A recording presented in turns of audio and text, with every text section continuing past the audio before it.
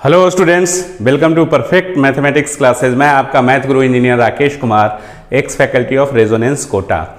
बच्चों, हम लोग आज इंटीग्रेशन के क्लास में evaluation of integral of the algebraic function by transformation method को सीखते हैं। तो आइए चलिए इसको स्टार्ट करते हैं और लिखते हैं इंटीग्रल। एक जो डी पार्ट है, integral of algebraic function, transformation लिखेंगे क्योंकि अभी हम लोग ट्रांसफॉर्मेशन मेथड को सीख ले रहे हैं। देखिए, आप लोग को सुविधा के लिए इंटीग्रेशन का जो मेथड बताए हैं वो कि कैसे किसके अंदर कैसे उसको प्रॉब्लम को सोल्व करना है। तो मेथड ऑफ ट्रांसफॉर्मेशन हो गया, उसके अंदर हम लोगों ने कैटेगराइज किया था integral of trigonometric function, integral of inverse trigonometric function, integral of exponential function, integral of algebraic function. तो ये अलजेब्रिक फंक्शन ट्रांसफॉर्मेशन में है। तो किस टाइप का फॉर्म रहेगा, तो हम लोग इंटीग्रेशन कैसे सोल्व करेंगे उसको देखते हैं। ठीक है, ये जब खत्म हो जाएगा ट्रांसफॉर्मेशन मेथड तो हम लोग सब्स्टिट्यूशंस मेथड को स्टडी करेंगे। तो इवैल्यूएशन, इसमें evaluation of integral of the form इस तरह का अगर फॉर्म रहता है a x plus b root over c x plus d d x and a x plus b by root c x plus d, ये इस तरह का अगर फॉर्म रहता है तो हम लोग कैसे इंटीग्रल को सोल्व करते हैं। Where A B C D चार कांस्टेंट है, ये सब रियल कांस्टेंट होना चाहिए। ठीक है, अब समझते हैं कि ये जो फॉर्म है इंटीग्रल का, अगर मान लो कि अगर सी एक्स प्लस डी और ए एक्स प्लस बी दोनों एक फंक्शन हो जाए तो एक अलजेब्रिक फंक्शन हो जाएगा। तो आराम से उसको हम लोग सिंप्लीफाई करते हैं। मकसद यही है कि ए एक्स प्लस बी को हम लोग सी एक्स प्लस डी के टर्म में कैसे लिखेंगे, है ना। क्योंकि आप जब प्रॉब्लम न्यूमेरिकल बनाओगे तो ए बी सी डी वगैरह का वैल्यू रहेगा, तो ए एक्स प्लस बी को सी एक्स प्लस डी के टर्म में लिख देना है ना। तो आपका सिर्फ एक ही अलजेब्रिक फंक्शन नजर आएगा और एक अलजेब्रिक फंक्शन को बड़ा आराम से हम लोग सोल्व कर सकते हैं। तो इसलिए ये मकसद यही है। इसलिए हम लोग मेथड में क्या लिखते हैं, method step by step method लिख देते हैं। तो स्टेप 1 में करना, राइट ए एक्स प्लस बी, ट्रांसफॉर्म कर देते हैं। ए एक्स प्लस बी को हम लोग कोई एक कांस्टेंट लेते हैं जो ए बी सी डी से अलग दिखना चाहिए, ए नॉट प्लस, फिर आप ए नॉट लिए हैं तो एक ए वन और लीजिए और फिर सी एक्स प्लस डी। मान लेते हैं ए एक्स प्लस, या लेट ऐसा कर लो, let a x plus b is equal to a naught plus a one c x plus d, where a naught and a1 are real constant है, real constant. Clear, मकसद वही बता रहे हैं कि ए एक्स प्लस जो root वाला रहेगा और बिना रूट का जो है, तो बिना रूट वाला को रूट वाला के टर्म में लिख दो। मतलब ए एक्स प्लस बी को इसके टर्म में, सी एक्स प्लस डी के टर्म में हम लोग लिखेंगे। तो ये इतना सी एक्स प्लस डी के इक्विवेलेंट होगा। इस तरह से कोई कांस्टेंट ऐड करेंगे तो इक्विवेलेंट आ जाएगा। अब हमारा मकसद क्या रहा कि ए एक्स प्लस बी को इतना अगर लिख दिए तो इंटीग्रल तो सोल्व हो जाएगा। तो अब रह गया ए नॉट और ए वन का वैल्यू निकालना। तो ये वैल्यू कैसे निकलेगा वो स्टेप 2 में देखिए। अब एलएचएस और आरएचएस में क्या करेंगे कि x का जो कोफिशिएंट इधर और x का कोफिशिएंट इधर जो रहेगा उसको इक्वेट कर देंगे, और जो कांस्टेंट टर्म दोनों साइड रहेगा उसको इक्वेट करेंगे, तभी ना दोनों साइड इक्वल होगा। तो to find out the values of constants A0 and A1, equate the coefficient of similar, या x है तो x लिखेंगे, equate the coefficient of x and constant term on both side। Clear? उसके बाद step third में ये आ जाएगा। Step third में आप ये लिख सकते हैं, step third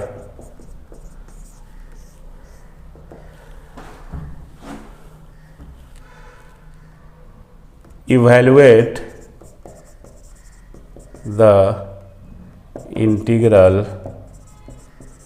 obtained in step 2। Step 2 में जो इंटीग्रल का फॉर्म आएगा उसको इवैल्यूएट कीजिए by using a standard formula of integration का जो स्टैंडर्ड फार्मूला है उसको यूज करके इंटीग्रेट कर देना है। क्लियर? इतना तक आपको समझ में आया? प्रॉब्लम बनाएंगे तो और स्पष्ट ये होगा। जैसे problem number 1, evaluate integral x upon root x minus 1 dx। इसको हम लोग को इंटीग्रेट करना है। तो देखो ax ऊपर वाला सॉल्यूशन में हम लोग देखते हैं, x को हम लोग ऐसे समझ सकते हैं 1 इंटू एक्स प्लस 0। तो ax प्लस b है कि नहीं, ax प्लस b जो ये वाला है, तो x को ऐसे ही, और ये इसको विच इज इक्विवेलेंट तो ऐसे समझिए ax plus b। Clear? ax plus b, और रूट वाला जो है, रूट जो ये है cx प्लस d है ना, रूट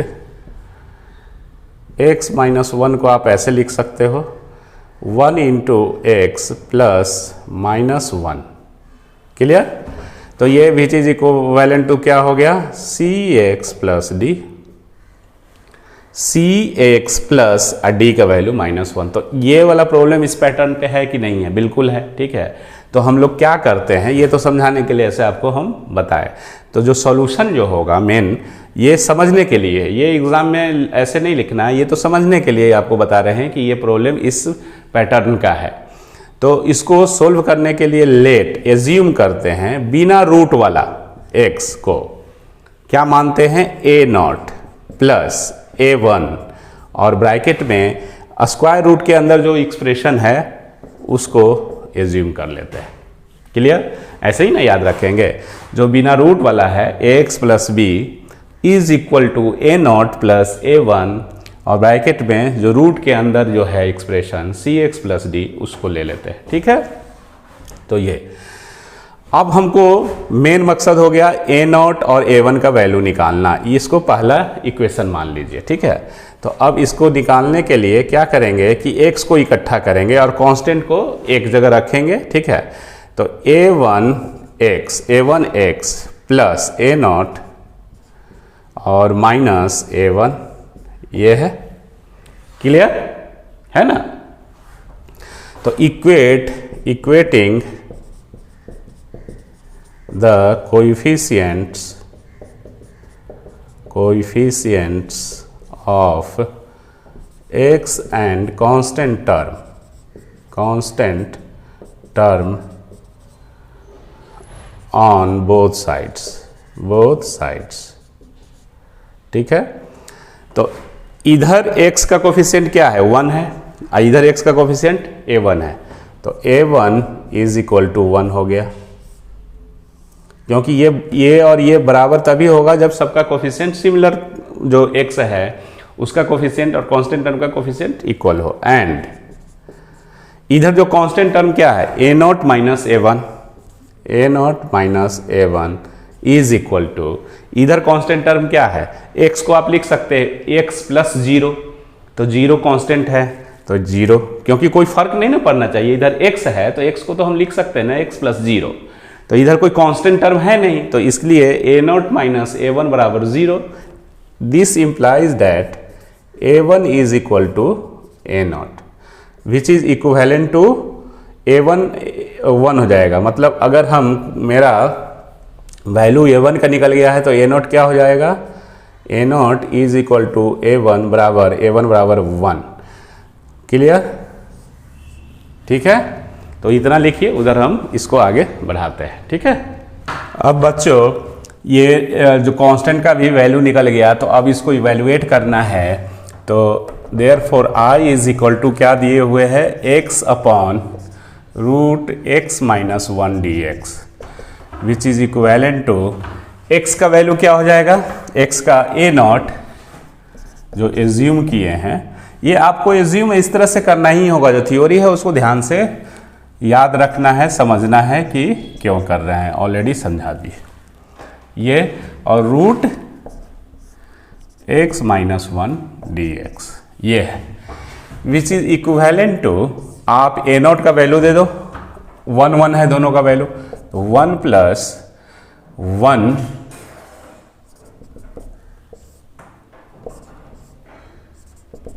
dx ये। अब क्या करेंगे कि 1 बाई ये dx अलग अलग, और x minus 1 root x minus 1 dx। Clear, इस तरह से हम लोग कर लेंगे। ठीक है, अब इसका इंटीग्रल निकालना है, तो इसका इंटीग्रल निकालने के लिए क्या करेंगे, x माइनस 1 का पावर माइनस हाफ dx, ये ऊपर जाएगा तो इस तरह से, प्लस इसमें क्या हो जाएगा, यहाँ 1 है और ये ऊपर हाफ जाएगा तो हाफ हो जाएगा। ठीक है, तो x माइनस 1, यहाँ 1 है और ये ऊपर तो माइनस हाफ, तो हाफ होगा dx। क्लियर, तो इसका इंटीग्रल क्या हो जाएगा, क्या हम लोग करते हैं, x minus 1 minus half plus 1, और यही नीचे डिवाइड करके लिखते हैं, प्लस इसमें x माइनस 1 हाफ प्लस 1 और divided by half plus 1 plus c। ये आपका आंसर हो गया। ज़्यादा से ज़्यादा आप क्या कर सकते हो, इसको थोड़ा सा सिंप्लीफाइड फॉर्म में लिख दो, ये x माइनस 1 का हाफ हो गया और ये हाफ होगा तो यहाँ 2 आ गया, हाफ नीचे होगा तो 2, इस तरह से, प्लस ये 2 और 1 3/2, 3/2 तो 2/3, और x माइनस 1 का पावर 3/2 प्लस c, ये आंसर हो गया। ठीक है, आप ये कॉमन लेके भी क्या करेंगे, ठीक है, ये तो सिंप्लीफाइड फॉर्म में है ही, तो किस तरह से प्रॉब्लम बन रहा है इस फॉर्म का, फॉर्म जो भी होगा, इंटीग्रल का जो फॉर्म होगा वो ध्यान रखना होगा, और उसका एक लाइन का तो मेथड है कि इसको हम लोग इस तरह से लिखते हैं, ये ध्यान रखना होगा, याद रखना होगा। ठीक है, और भी प्रॉब्लम इस पैटर्न का बनाते हैं। इस प्रॉब्लम को अब सोल्व करते हैं बच्चा लोग। अब ये देखो, इंटीग्रल ऑफ द फॉर्म क्या है, ये ax plus b under root cx plus d है ना, फॉर्म यही वाला है। ये प्रॉब्लम जो दिए हुए हैं, तो हम लोग क्या एज्यूम करते हैं इस प्रॉब्लम को बनाने के लिए कि लेट 7x मतलब ax plus b is equal to, क्या मान लेते हैं, a0 एक कांस्टेंट प्लस a1 और जो रूट वाला एक्सप्रेशन है उसको ऐसे। Clear, 7x minus 2 a0 plus a1 3x plus 2। अब x का जो वैल्यू है दोनों साइड इक्वेट करेंगे, कोफिशिएंट को इक्वेट करेंगे। तो इसको आप ऐसे लिख सकते हो 7x - 2 is equal to 3a1x plus a0 plus 2a1, है ना। कांस्टेंट ये हो गया, वेरिएबल इधर। तो इक्वेटिंग, ये जिसको माने हैं इसको first equation, equating the coefficient of x and constant term on both sides we get clear.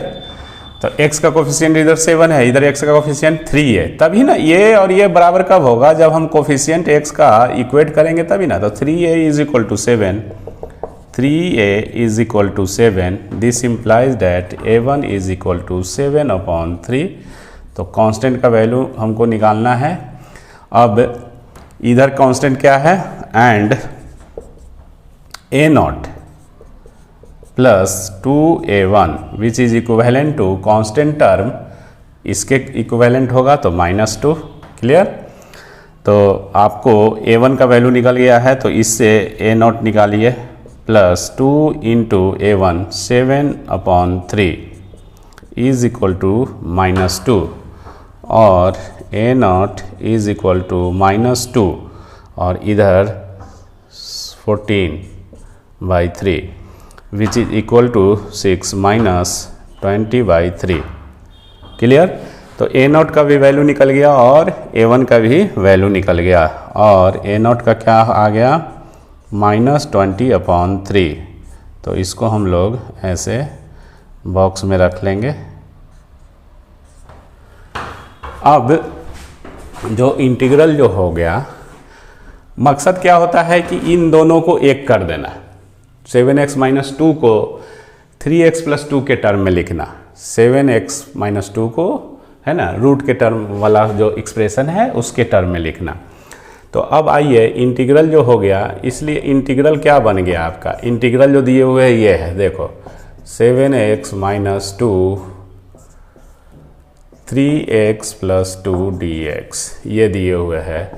तो और 7x - 2 को हम लोग क्या लिख सकते हैं इक्वेशन 1 से, a0 प्लस a1 3x + 2, ये 7x - 2 को लिख लिए, और फिर स्क्वायर रूट 3x + 2 dx ये हो गया, which is equivalent to I is, अब क्या करेंगे, ये 3x - 2 स्क्वायर रूट है जो a0 से गुना करेंगे, अलग अलग कर देंगे, a0 और स्क्वायर रूट ऑफ 3x + 2 इससे, प्लस a1 और 3x + 2 और स्क्वायर रूट ऑफ ये, तो 3x + 2, तो इसका पावर क्या होगा 3/2 dx, ये ओवरऑल ये स्क्वायर रूट से इसमें मल्टीप्लाई कर दिए। ठीक है। अब अलग अलग कर दो इंटीग्रल को, तो इसको अलग करोगे तो a0 बाहर रहेगा, स्क्वायर रूट 3x + 2, है ना, 3x + 2 dx plus a1 integral of 3x + 2 3/2 dx, ये which imply that I is equal to, a1 का वैल्यू दे दीजिए -20/3 इंटीग्रल, और इसको आप ऐसे लिख सकते हो इंटीग्रेशन सॉल्व करने के लिए, dx प्लस a1 का वैल्यू 7/3 इंटीग्रल 3x + 2 डिवाइडेड ये 3/2 dx। क्लियर। तो this implies that I is equal to -20/3, और इसका इंटीग्रल क्या होगा, एक जो ऐड करते हैं तो 3x + 2, और एक ऐड करेंगे इसमें तो 3/2 होगा, है ना, और जो ऊपर रहता है वही डिवाइड करते हैं, और साथ साथ x के कोफिशिएंट से भी डिवाइड करते हैं। तो ये आ गया प्लस 7/3 कांस्टेंट पहले से था, इसका इंटीग्रल क्या होगा 3x + 2, इसमें एक ऐड करेंगे तो 5/2 और यही सेम लिखते हैं 5/2 इंटू एक्स का कोफिशिएंट 3 + c, ये हो गया। ठीक है, अब इसी को सिंप्लीफाइड वर्जन में ऐसे लिख सकते हैं।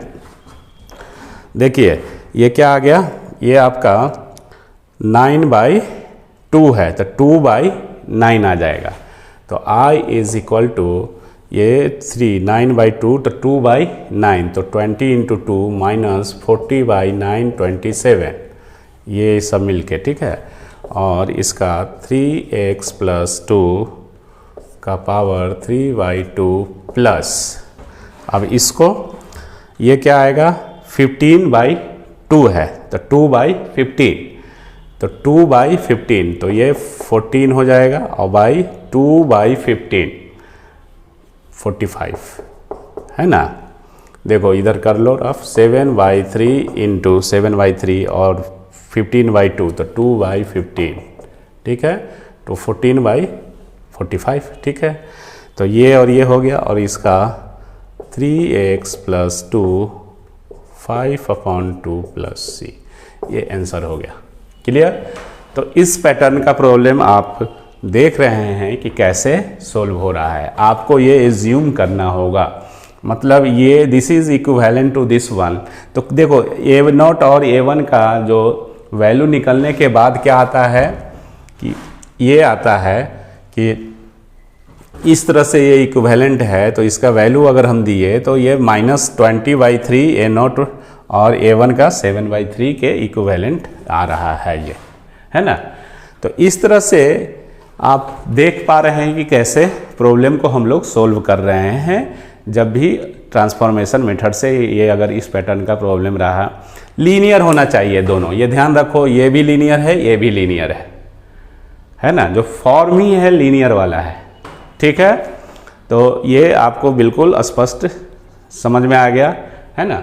तो इस फॉर्म को और इससे रिलेटेड जो भी प्रॉब्लम है वो आप ज़रूर बनाइए, बनाने का टाइम मिलना चाहिए। ठीक है, तो आज के क्लास के लिए इतना ही। थैंक यू, धन्यवाद, टेक केयर और खूब मन लगा के पढ़ना है।